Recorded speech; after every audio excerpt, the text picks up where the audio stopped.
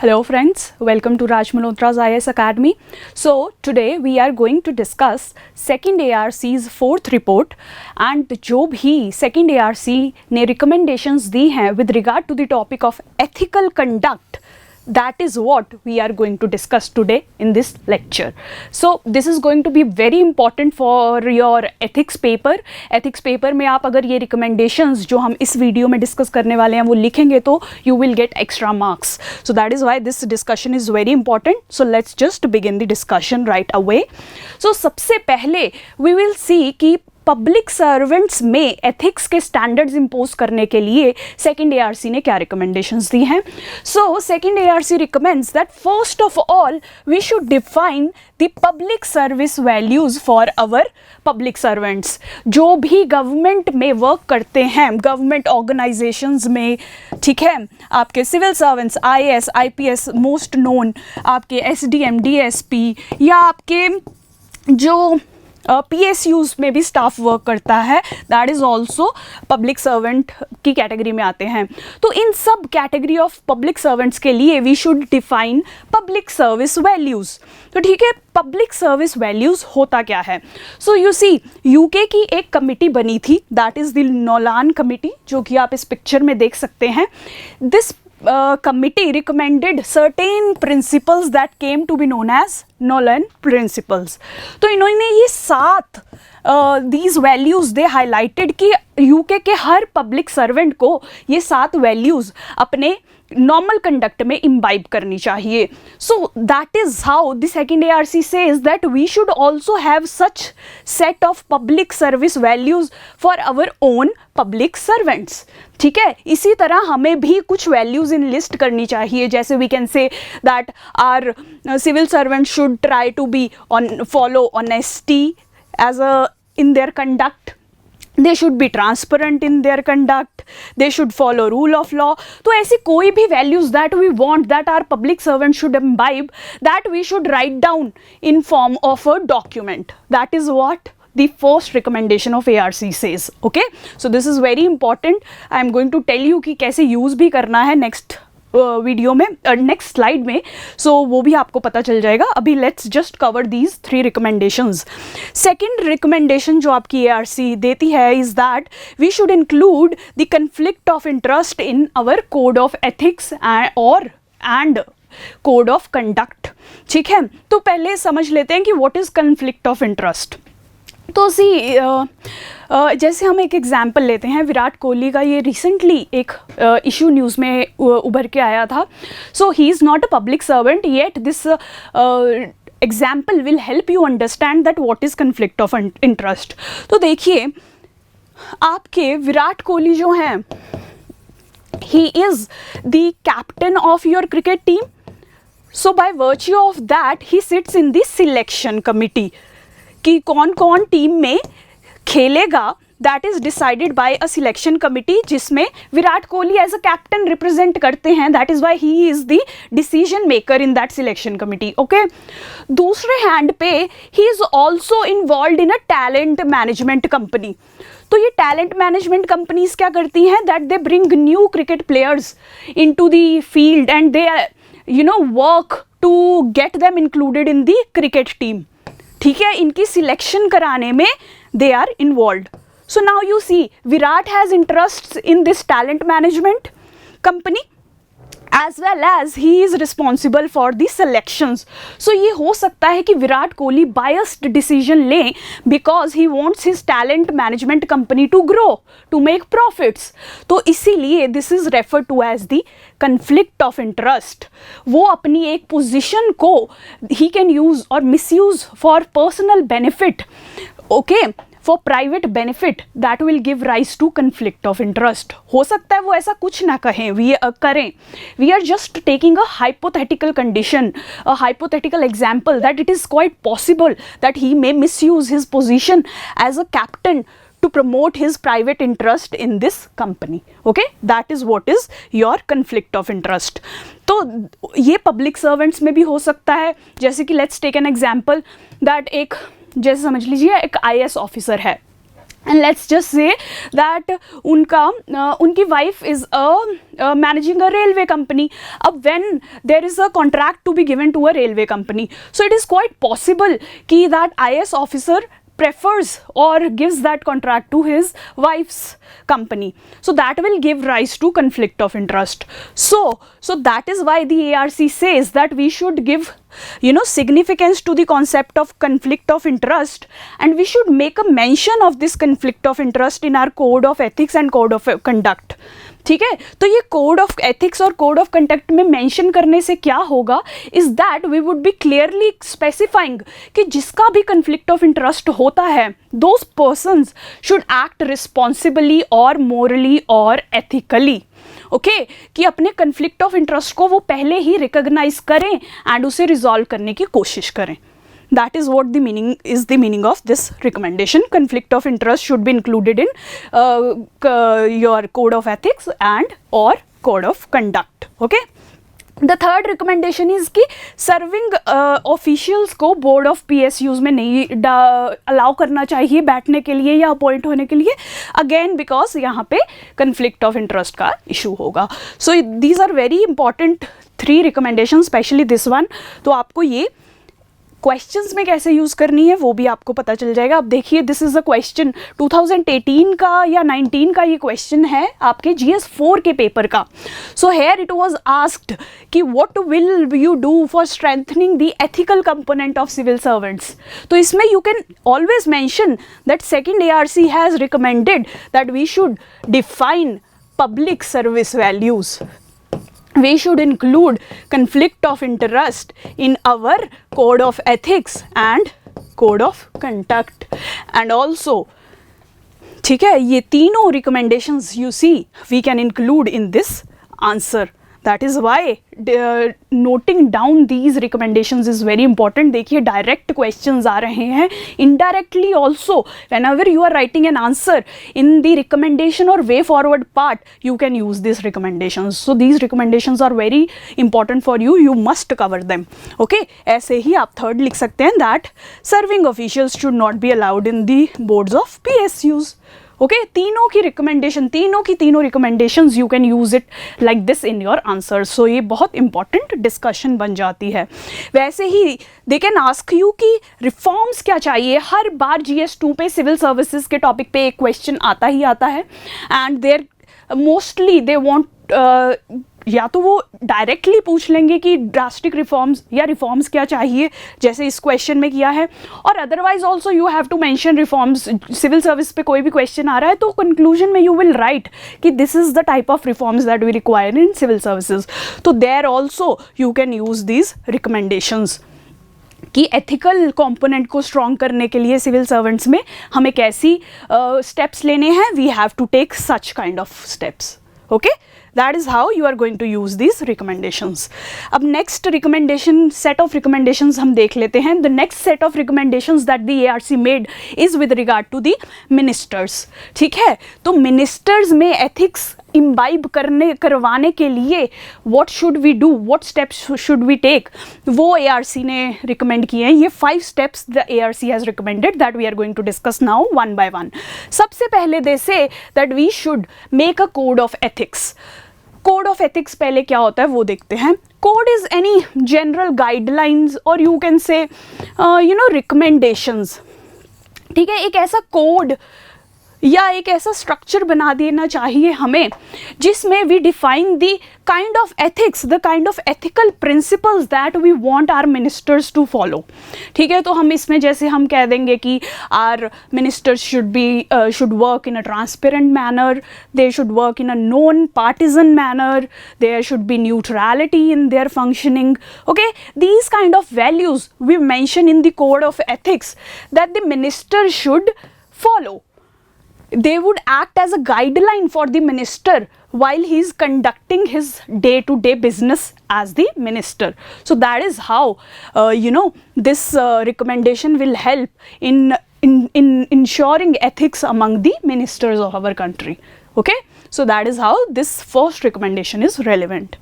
Secondly, and also this point here, code of ethics बनाने के लिए स्पेशली एक GOM और ग्रुप ऑफ मिनिस्टर्स भी गवर्नमेंट ऑलरेडी सेटअप कर चुका है इन 2013. उसका कोई conclusion has not come yet, but it shows कि there is a relevance of this code of ethics that is being realized by everyone in the country. That is why this GOM was set up, but we have to still make this progress. Still there is lack of code of ethics in our country for the central government's ministers. Okay, so we still need these code of ethics to ensure ethics among our ministers. Okay, this is the first recommendation. Second is that we should have dedicated units in our PM or CM's office to ensure enforcement of this code of ethics. So see, the PM or CM is the leader of all your council of ministers. Okay, PM is the or CM is the head of the council of ministers of the government. Okay, so इनकी office which is the PMO or the CMO, इनके office में हमें dedicated units बना देने चाहिए who will monitor the enforcement or the implementation of code of ethics by all the ministers of the government. Okay, that is what this recommendation tries to say. Dedicated units हमें चाहिए. Okay, this is again very important. Thirdly, it says that PM and CM, because they are the leader of these all ministers in the council of ministers, so it is their responsibility to ensure that these guidelines or these code of ethics is adequately enforced by the rest of the ministers. Okay, that is what this says, that PM and CM should ensure the enforcement of this code of ethics. Further, ARC says that we should appoint ethics commissioner in our parliament or in a government. We should make a position like ethics commissioner. So you can see in this picture, Canada already has such an ethics commissioner. और भी countries में there exist ethics commissioner, so they help in the enforcement of this code of ethics. A specialized institution that is the ethics commissioner can be created to ensure that our code of ethics is adequately implemented by our ministers. So this is the fourth recommendation. Finally, annual report should be submitted in the parliament or anywhere as the government may decide to see the progress or the fallouts. क्या क्या achievements, I mean which ministers have violated code of ethics, or what all ministers have actually followed the code of ethics and ensured ethical conduct. वो सब एक annual या yearly report में mention होना चाहिए जो कि parliament में present होनी चाहिए, ताकि there can be moral sanctions. There can be moral sanctions on the ministers in the parliament. Okay ये लीगली इन्फोर्स्ड हो या ना हो उस पर कुछ बात नहीं कर रहे हैं हम. That is not under debate in the second ARC. These only act as moral guidelines. इसकी वजह से आपको कोई लीगल पनिशमेंट नहीं मिलती है. सो इसीलिए if the conduct of the ministers is discussed on an yearly basis, so it will act as moral sanctions. जैसे कि आप नेमिंग एंड शेमिंग का प्रिंसिपल ले लीजिए. जैसे समझ लीजिए कि आप एक क्लास में बैठे हैं and you are discussing the conduct of each of the student in the class. तो ठीक है, जो बुरा होगा या यू मीन अनएथिकल होगा एंड उसकी एक्टिविटीज़ जो है आप क्लास में डिस्कस कर रहे हैं, एंड ही और she may feel ashamed of his activities जब सारे मिलके they are discussing about his और her unethical conduct. So that is how the similar principle is being talked about here. Okay, so that is how this annual report will help. So ministers में हमें ethics डालने के लिए क्या क्या steps लेने हैं, वो ये 5 steps है. These are very important. Make a note of them. GS में कभी भी आपको ministership पे ethics कैसे to ensure ethics among our ministers कैसे ensure करना है, you can always make the mention of these 5 recommendations. Okay, so next the ARC talks about the ethics among the state legislators. Okay, बाकी सब same रहेगा. We want the same ethics commissioner, we want the same office annual reports उसमें भी होनी चाहिए. Similar recommendations center और state में work करेंगी. Okay, code of ethics होना चाहिए जैसे we want it at the center. Okay, ठीक है, there are some different recommendations here because ये चीज़ें सेंट्रल लेवल पे इम्प्लीमेंट हो चुकी हैं but they have not yet been implemented on the state level. That is why we have some different recommendation. This code of conduct like code of ethics is again a set of guidelines कि ministers को अपने आप को conduct कैसे करना है while they are working as a minister, legislator और executive in any way. तो उनको अपने आप को कंडक्ट कैसे करना है, जैसे कि प्राइवेट इंटरेस्ट को पब्लिक इंटरेस्ट से नीचे रखना है, करप्ट एक्टिविटीज़ में इन्वॉल्व नहीं होना, वोट्स के लिए मनी नहीं बांट ली. All these aspects are covered under the code of conduct for the MP ministers at central level. But ये स्टेट लेवल पे अभी अवेलेबल नहीं है. That is why second ARC से इसकी स्टेट्स में भी हमें एक कोड ऑफ कंडक्ट चाहिए. Okay, this is an additional recommendations for state. उसके बाद ethics committee. If you have read your Laxmikanth और पार्लियामेंट्री कमिटीज़ पे आपने चैप्टर पढ़ा है, देन यू विल नो कि एथिक्स कमिटीज़ हमारी लोकसभा और राज्यसभा दोनों में there are ethics committees which are responsible for ensuring set of ethics among our ministers and MPs. Okay, तो ARC says that similar ethics committee should be made in the state legislatures also, which is absent as of now. That is why second ARC makes this recommendation also. Further, register of members' interest should be made at the state legislatures level. ठीक है, तो मतलब आप एक register types बना लीजिए जिसमें आपने मेंबर्स का अगर कोई पर्सनल इंटरेस्ट है जिसमें कन्फ्लिक्ट ऑफ इंटरेस्ट अराइज हो सकता है, वो एक ऐसा रजिस्टर बना लीजिए. For example let's just suppose कि एक कोई रेलवे मिनिस्टर है पंजाब में, सो उनका भी एक कोई फैमिली बिजनेस है इन रेलवेज. सो ऐसे इंटरेस्ट जहाँ पे मिसयूज़ हो सकती है अथॉरिटी, जहाँ पे कन्फ्लिक्ट्स अराइज हो सकते हैं, all those interests should be mentioned in a register called as the register of members interest. So such a register should be made at the state level. So that is what. तो कभी भी आपसे question can be asked कि how to enforce ethics in your state legislatures. तो ये सारी recommendations आपको तब काम में आएंगी. Even in a case study there can be a case study कि एक स्टेट लेजिस्लेचर जो है that is not working well और उसमें इश्यूज अराइज हो रहे हैं, तो आप how will you ensure ethics in the legislature of that state. तो उसमें भी आप ये रिकमेंडेशंस केस स्टडीज़ में भी मेंशन कर सकते हैं. तो these are very important in multiple ways, so must make a note of these ones also. आगे the next recommendation that the ARC makes is with regard to the MP lads और MLA lads scheme. तो पहले तो हम देख लेते हैं कि what are these schemes. So actually these schemes started in your 1992-93. So इस स्कीम्स में होता क्या है. So actually your MPs and MLAs they are given certain amount of money to spend in their constituency on some development or welfare work, developmental or welfare works like roads बना दिए, railways बना दिए, hospitals बना दिए, depending on the area.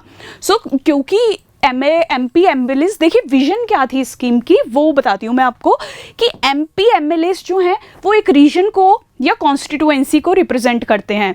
तो it is their responsibility to ensure the interest of the people living in that constituency. ठीक है, अगर अब उस कॉन्स्टिट्यूएंसी में हॉस्पिटल्स की कमी है या स्कूल्स की कमी है, तो ये मिनिस्टर्स जो हैं they should be able to build such infrastructure in those constituencies और रीजन्स. इसलिए इनको कुछ फंडिंग या मनी प्रोवाइड की जाती थी, ठीक है, कि वो अपनी ये विजन को इम्प्लीमेंट कर सकें. So that is what came to be known as the your MP lads और MLA लैड्स स्कीम. ठीक है, अब इस स्कीम में although it started with a good intention, development के इंटेंशन से स्टार्ट हुई थी, बट बहुत सारे इश्यूज इस स्कीम की वजह से अराइज हुए, जिसकी वजह से सेकेंड ARC ने अब रिकमेंड किया है that this scheme should be completely abolished. सिर्फ ARC ही नहीं बल्कि आपकी CAG या आपके सुप्रीम कोर्ट, बहुत सारे इंस्टीट्यूशंस ने इसकी कंटिन्यूएशन पे क्वेश्चन मार्क खड़े किए हैं because there are several issues related to this scheme. So let's discuss them also one by one. तो सबसे पहला तो यही है कि it violets the principle of separation of power. तो देखिए सेपरेशन ऑफ पावर क्या होता है, आपने पॉलिटी में पढ़ा होगा। सेपरेशन ऑफ पावर है कि आपकी लेजिस्लेशन का फंक्शन, आपका लॉ मेकिंग का function that is done by the legislature should be separate from execution का फंक्शन जो कि आपके एग्जीक्यूटिव करती है, and then finally the education का फंक्शन जो कि आपकी जुडिशरी करती है। तो इन तीनों फंक्शंस में सेपरेशन होना चाहिए, दैट इज एक सिंगल इंस्टीट्यूशन ये सारे तीनों फंक्शन नहीं करेगा, बल्कि there would be 3 different institutions who will be performing these 3 different functions. So that is separation of power. अब इस MP MLA lads की वजह से क्या हो रहा है कि MPs का function क्या है, they are meant to legislate, that is make law. So they are the part of legislator. But जब हमने उनको funding they the to implement some projects, so that means we are giving them executive functions. Executive का काम है to implement, legislature का काम है to legislate or make laws. Okay? ये laws make करते हैं, they implement the ideology या the projects of the legislature. ठीक है, तो जब हमने MPs को ये फंडिंग दे दी, they are involve in implementation, that means they get the executive function which leads to the violation of the principle of separation of power. Okay, इस वजह से this is the first problem that the MP MLA LAD जो है major issue cause करती है, because separation of power आपका basic structure है। If you have read the Keshavananda Bharati case, उसमें judiciary had clearly said that you can not violate the basic structure of the constitution, and separation of power has come to become the part of this basic structure. Okay, so that is why this scheme is problematic for the first reason. Second is कि there is no transparency how the funds under the MP MLA LAD scheme are implemented or spent. There is lot of opacity related to that. हमें as a normal citizens we cannot get much information कि किस जगह पे कैसे funding use हुई है. बहुत बार under utilisation का भी प्रॉब्लम अराइज होता है कि आपको अगर 2 crore for example let's just से कि अलॉट हुआ है एक MP को स्पेंड करने के लिए, बट मैनी टाइम्स ये पूरा 2 करोड़ का अमाउंट स्पेंड ही नहीं होता, then what is the use of MP MLA LAD scheme, उनको देने का फ़ायदा ही क्या. So that is also an issue with this scheme. Okay, under utilization is also an issue. Okay, फिर मिसयूज़ भी बहुत होता है. When there is no transparency there is always a possibility to misuse. ठीक है, हमें पता ही नहीं कि कहाँ स्पेंडिंग हो रही है, तो ऑब्वियसली मिसयूज़ भी उसमें हो रहा होगा, that we won't come to know कभी भी. ओके, सो मिसयूज़ का पोटेंशियल भी बहुत हाई है. कैग ने भी बहुत बार रिपोर्ट्स में मेंशन किया है अपनी कि MP MLA स्कीम में बहुत लैक ऑफ ट्रांसपेरेंसी है, बहुत पोटेंशियल है मिसयूज़ का, इस वजह से भी इसको अबॉलिश कर देना चाहिए. तो ये बहुत ही डिबेटेबल स्कीम है आज के टाइम में. सो इसलिए ये ARC की रिकमेंडेशन भी इम्पॉर्टेंट है. ओके, फाइनली ये भी कहा जाता है that the funding under this scheme is being used to garner votes. अब क्या होता है कि आपको जब आपके इलेक्शंस आने वाले होते हैं तब ये जो MPs या MLAs हैं वो अपना जो एक्सपेंडिचर है वो बढ़ा देते हैं अंडर दिस स्कीम.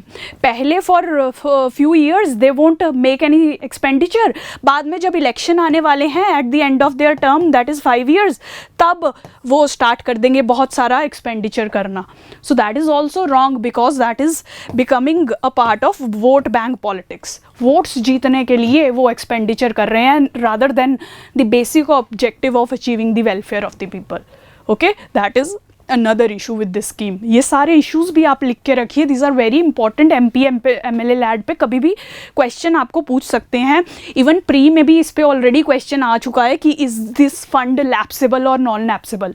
जब आप पॉलिटी पढ़ेंगे तो आपको समझ आ जाएगा what is lapsable and non lapsable fund. तो MP MLA लैड्स पे शॉर्ट नोट भी बना के रखिए फ्रॉम प्री पर्सपेक्टिव, और ये सारी रिकमेंडेशन एंड इशूज़ भी लिख के रखिए for mains answer writing. Okay, so you can always write कि सेकेंड ARC ने रिकमेंड किया है कि this scheme should be completely abolished.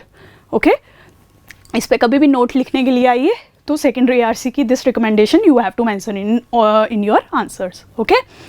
उसके बाद नेक्स्ट रिकमेंडेशन जो ARC ने दिया है कि MP MLA MPs जो है और हमारे MLAs हैं उनको पब्लिक अथॉरिटी डिक्लेयर कर देना चाहिए। देखिए हमारी एक RTI या राइट टू इन्फॉर्मेशन एक्ट है जिसमें हम किसी भी पब्लिक अथॉरिटी से related information as a citizen gain कर सकते हैं एक RTI की पिटिशन या प्ली फाइल करके, ओके। तो फिर अगर MP MLAs को हम पब्लिक अथॉरिटी डिक्लेयर कर देंगे तो ये अपने फंड्स कैसे यूज़ कर रहे हैं, इनका एजुकेशनल बैकग्राउंड क्या है, इनके बारे में जो भी पब्लिक रिलेटेड इन्फॉर्मेशन है या दैट मीन्स कि इनकी मिनिस्टरशिप या इनकी मेंबरशिप रिलेटेड जो भी इन्फॉर्मेशन है वो हम हासिल कर पाएंगे under the RTI scheme, under the RTI act, okay. That is why also इससे क्या होगा कि ट्रांसपेरेंसी बढ़ेगी about their functioning, about their expenditure of their funds and all those aspects related to these MPs and MLAs. That is why also second ARC says कि ministers को public members of parliament और member of state legislature को public authority declare कर देना चाहिए, okay. This is the next recommendation that you can write with regard to the ministers ethical reforms के लिए। Next we will discuss the ethics in judiciary. अब judiciary is also an institution. There can be many problems or like corruption या misuse of money, जैसे कि आपके ministers के case में होता है 4G scam, 2G scam, CWG scam।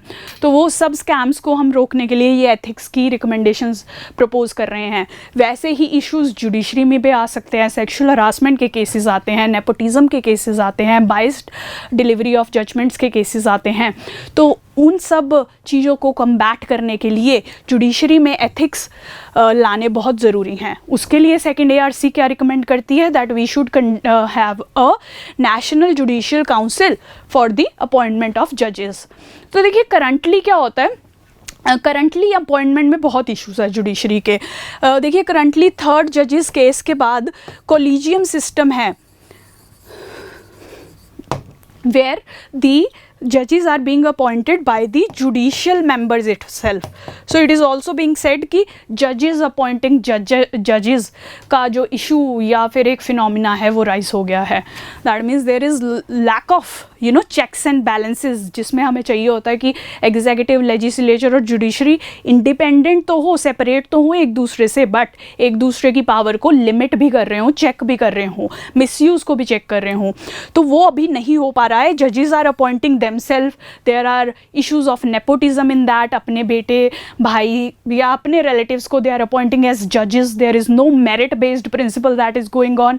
तो इसीलिए to overcome this issues in the appointment of judiciary, second ARC recommended that we should have a national judicial council। अब ये प्रॉब्लम कैसे रिजॉल्व करेगी, इसमें सिर्फ जुडिशरी के मेंबर नहीं होंगे, इसमें there will be members from the executive as well as legislature as well as the judiciary. जैसे कि इन्होंने कहा कि there should be vice president in this committee that will appoint the जजेस, there should be prime minister, there should be law minister, ये किरण रिजिजू साहब हैं जो हमारे करंट लॉ मिनिस्टर हैं, that should be the part, he or she should be the part of the committee। उसके बाद आपके लोकसभा के speaker should be part of the committee, उसके बाद leader of opposition in Lok Sabha जो भी होंगे वो should be part in the of the committee. Currently कोई लीडर नहीं है, that is why this question mark, leader of opposition नहीं है लोकसभा में, इसलिए ये क्वेश्चन मार्क यहाँ पे दिया गया है। उसके बाद leader of opposition in Rajya Sabha वो इस कमिटी के पार्ट होंगे, और finally CJI of India would be the part of the committee. तो सेकेंड ARC ने रिकमेंड किया है कि ये 7 लोग मिलके शुड अपॉइंट दी जजेस, जुडिशरी खुद ही अपॉइंट ना करे। तो देखिए इस रिकमेंडेशन को इम्प्लीमेंट करने के लिए गवर्नमेंट ने NJAC act that is national judicial appointment commissions act 2014 को लॉन्च भी या इंट्रोड्यूस भी किया था, ये बिल इस नाम का, ठीक है, इन विच इट वॉज स्पेसिफाइड कि CJI विद 2 सीनियर जजेस along with the law minister and 2 eminent persons would be responsible for appointing जजेस। ठीक है, तो 3 जुडिशरी के मेंबर्स और 3 आपके एग्जीक्यूटिव के मेंबर्स विल बी, एक एग्जीक्यूटिव का क्लियरली ये these two eminent persons to be appointed by a committee comprising of Chief Justice of India, Prime Minister, Leader of Opposition. ठीक है, तो मतलब नॉट कम्प्लीटली एग्जीक्यूटिव के मेंबर्स बट मिक्स्ड मेंबर्स होंगे. तो ये इन्होंने गवर्नमेंट ने इंट्रोड्यूस किया था. NJAC एक काउंसिल बनाई थी, नेशनल जुडिशियल अपॉइंटमेंट्स काउंसिल, ठीक है, जिसके मेंबर्स ये होंगे. बट सुप्रीम कोर्ट ने इस बिल को रिजेक्ट कर दिया as unconstitutional and void. Supreme court कहता कि this NJAC will violate the principle of independence of the judiciary, क्योंकि इसमें the other members will have more say and judiciary will be come under the influence of those members or the executive or the other the deciding authorities. So that is why the independence of the judiciary will be impacted, and that is why Supreme Court struck down this bill, saying that it violates the basic structure because it violates the independence of judiciary, which forms a part of the basic structure.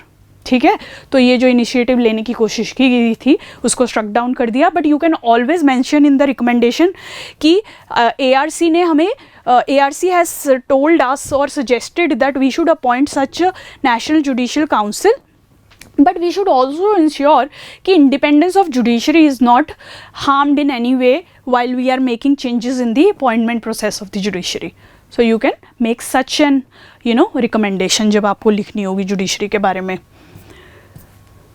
ठीक है, next recommendation judiciary में ethics डालने के लिए क्या करती है second ARC is that we should lay down a code of conduct. जैसे मैंने आपको बताया कि सेंट्रल MPs के लिए, सेंट्रल गवर्नमेंट के MPs के लिए there is a code of conduct जो उनको पॉइंट्स या गाइडलाइंस देता है कि आपको कंडक्ट कैसे करना आप as a minister.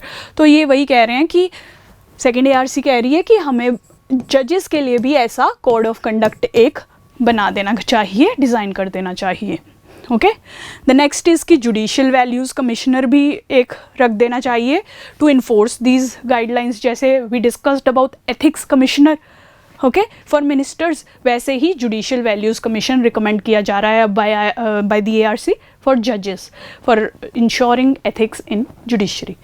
Okay, simple points है, related, everything is related to each other. So थोड़ा बहुत आप लिख लें, these are easy to remember. But आप जब भी रिफॉर्म्स सजेस्ट कर रहे हैं जुडिशरी में, मिनिस्टर्स में, पब्लिक सर्वेंट्स में, वहाँ ये आप सब यूज़ कर सकते हैं. Okay, so the final recommendation that the ARC makes is with regard to the office of profit. So this is a very complex topic because there is nowhere a definition of this term. ना आपके constitution ना किसी law में ये directly office of profit जो है define किया गया है.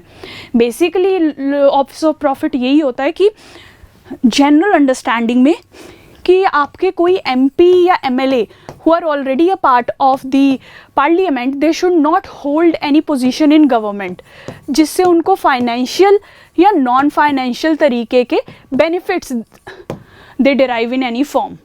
Okay, they shouldn't hold any such position in the government from which they can derive financial or non-financial benefits. Otherwise they will be holding an office of profit.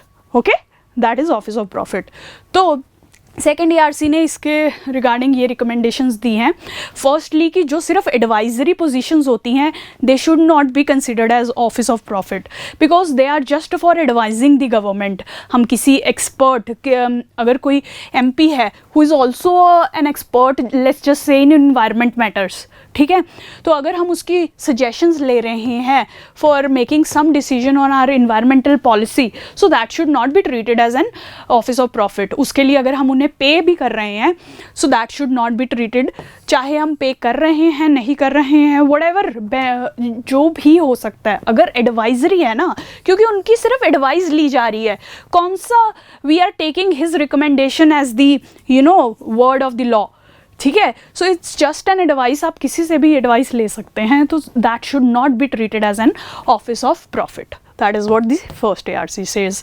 उसके बाद this is important, it says कि जहाँ decision making involve है, actual executive जो decision लेता है या funds को कंट्रोल करता है, there you treat them as office of profit. यहाँ तो वो सिर्फ एडवाइज कर रहे हैं, they are not making any decision या एलोकेटिंग एनी फंड्स, ठीक है, they are not part, okay, so that is why their holding that position is not to be treated as the office of profit.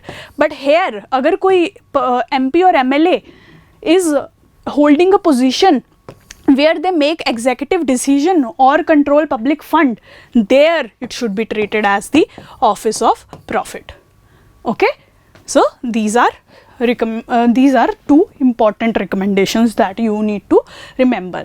उसके बाद finally ARC कहती है कि if a serving minister by virtue of office is a member or head or certain organization like the planning commission, whose close coordination and integration between the council of ministers and organization or authority or committee is vital for day-to-day function, it shall not be treated as office of profit. अब देखिए कोई जो MP या आपका member है अपने he is serving minister जो है, he is also a head of planning commission, अपने काम की वजह से they require to work as the planning commission head also and as serve as the minister also, या क्लोज कोऑर्डिनेशन में उनको वर्क करना पड़ रहा है, तो उसको भी ऑफिस ऑफ प्रॉफिट की तरह ट्रीट नहीं किया जाना चाहिए। That is what the second ARC says. तो ये सारी रिकमेंडेशंस आर वेरी इंपॉर्टेंट, आपको इन सब को लिख के रखना है, अपने आंसर्स में यूज़ करना है। जैसे कि मैंने आपको एक क्वेश्चन का एग्जाम्पल दिया था ये कि कहीं भी आपको रिफॉर्म्स पूछें एथिकल कंपोनेंट को स्ट्रॉन्ग करने के लिए, what will you do in judiciary, in ministers, in state legislatures और इन पब्लिक सर्वेंट्स, तो ये सारी रिकमेंडेशंस आप वहाँ यूज़ कर सकते हैं। So that was all for this discussion. Thank you for watching.